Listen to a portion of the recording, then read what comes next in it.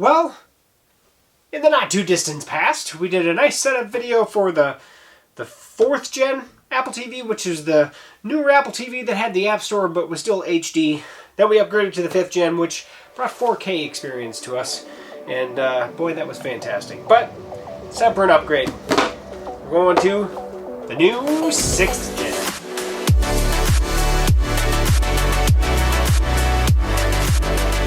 So today here on GeekSmart, we are going to do the setup on the new Apple TV 4K, which is technically the 6th generation Apple TV. It's the 2nd generation of the 4K experience, and of course, fancy new things specifically on the remote, as well as on the processor. This is should blow us away with how fast it is in comparison to what the 5th gen was. Now, I understand that pretty much almost anybody that's going to buy this guy is going to be an Apple household. So we're going to set this up as if you are an Apple household. So that means using your iPhone to do the setup, which is going to be pretty simple, to be honest about it.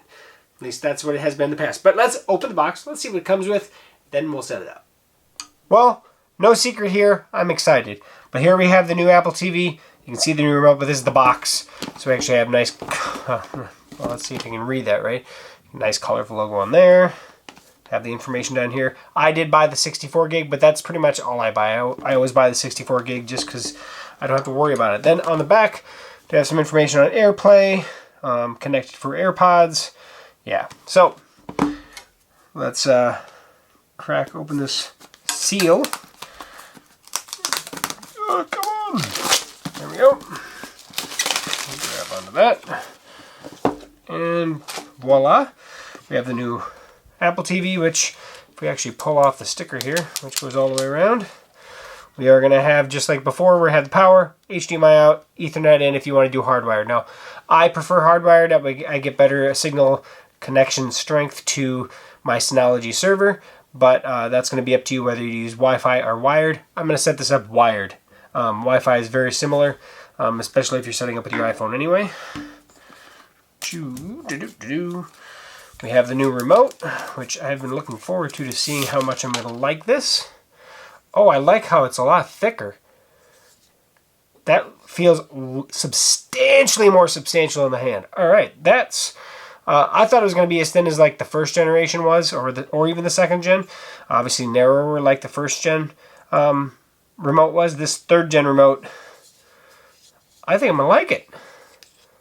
I'm one of those guys, I really liked the touchpad, to be honest, on the last one, but I understand why some people didn't, and it wasn't perfect in every circumstance.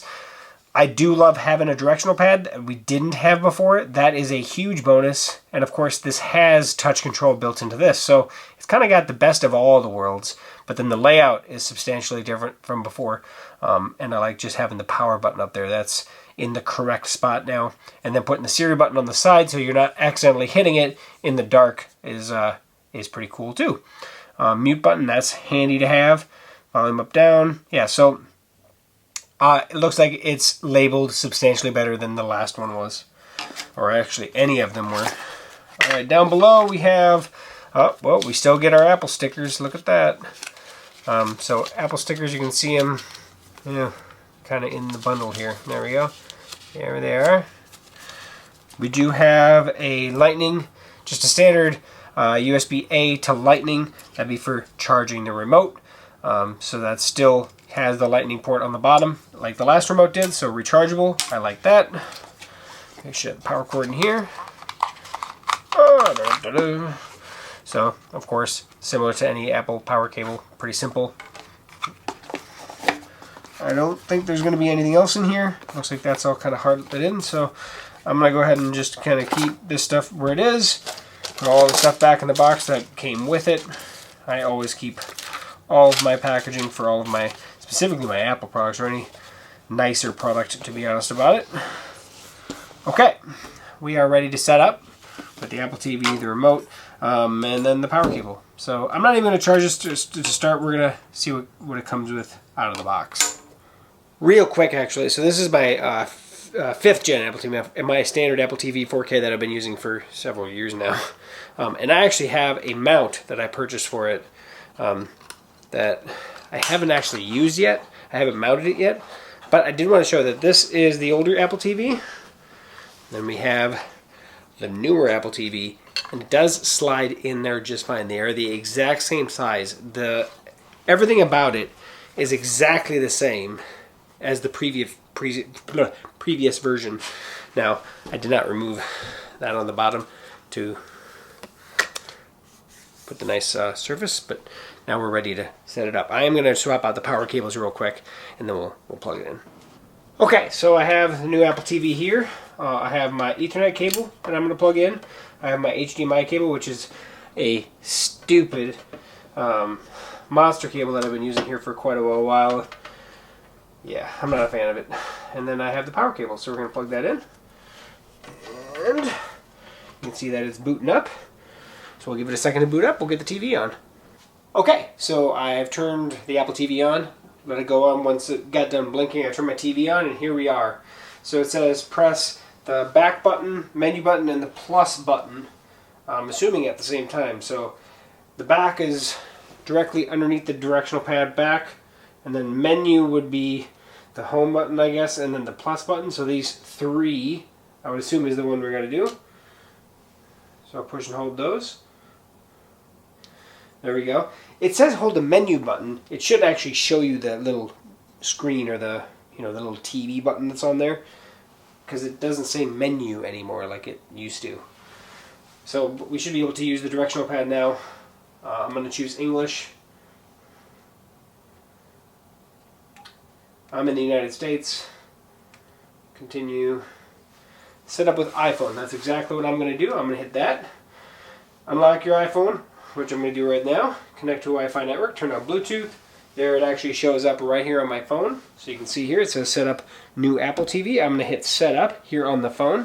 I'm going to zoom in here so you can see it better. Whoop. Authentication there on the screen, you can see behind it is 1560. So I'm going to go ahead and enter in 1560 on my phone. Activating. On the screen it says setting up my Apple TV. So we'll let it do its thing. Setting up iCloud. Setting up HomeKit. So on here, so on here it says use your remote on your iPhone. You can use that, or I'm going to hit done. I'm just going to use the actual remote that came with it. Let's get it oriented. All right, back to good. So require password to basically make purchases, things like that. I'm going to hit always require. Just for security, you can choose your own settings from your iPhone.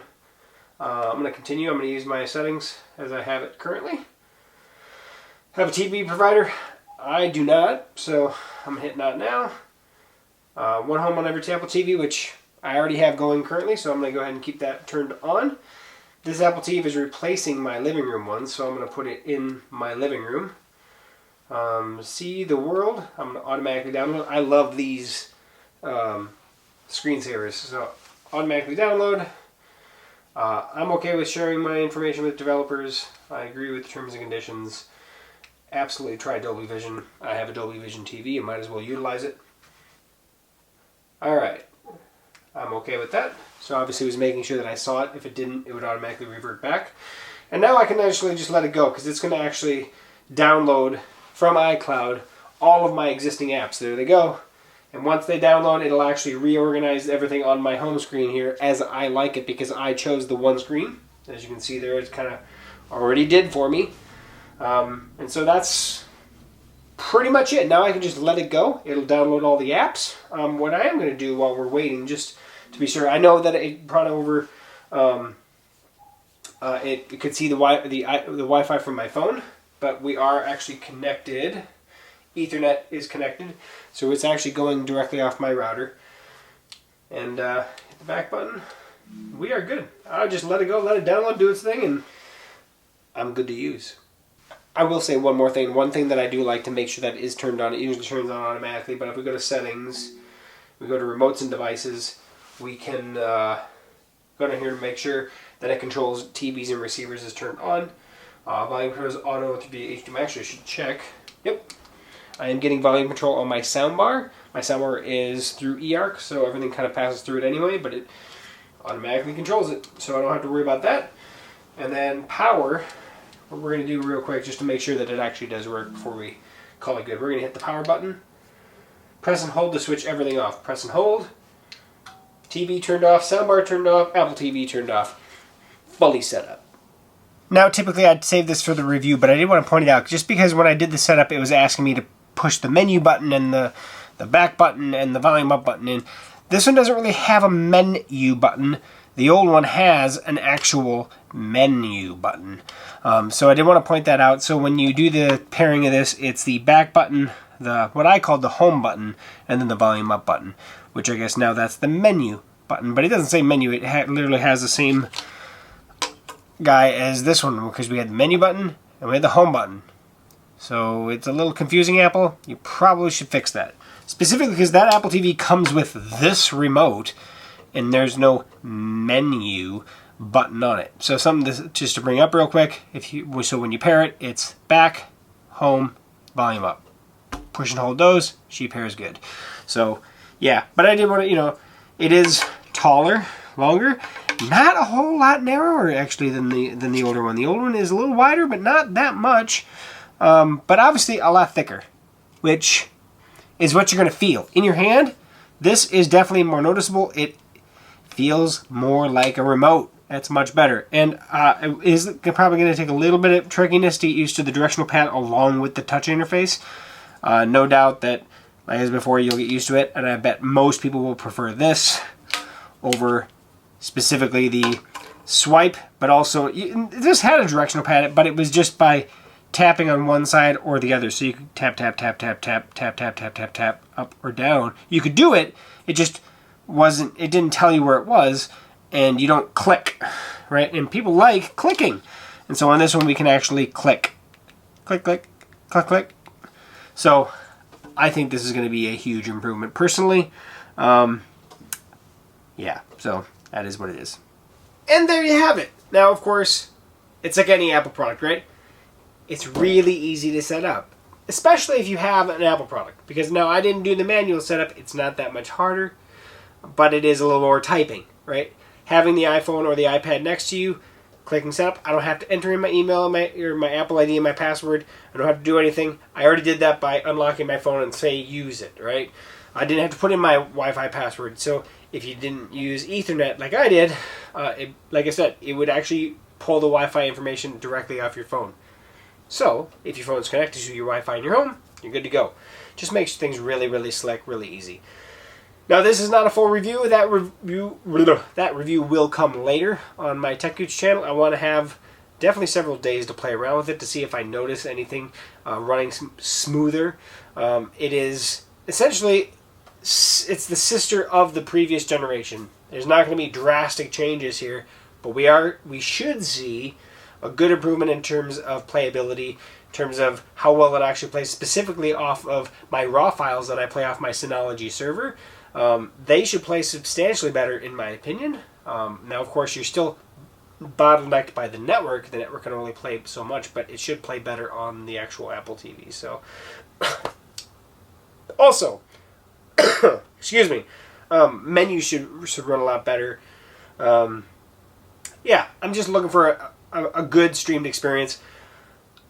If you have a 5th gen, you're looking at the 6th gen, it's a slightly likelihood that you're going to be, you have the necessity to upgrade, but unless you hate the remote, this is also something to look at. So that is questions that I'm going to answer, I guess, on my Tech Gooch video, which I will link here at the end. So, yeah, tickling in the throat. So, thank you for watching. Thanks for sticking to the end, and we'll catch you back here on GeekSmart for another future video setup. And then make sure you hit up Tech Gooch for the reviews of such. So, thanks for stopping by. We'll see you next time.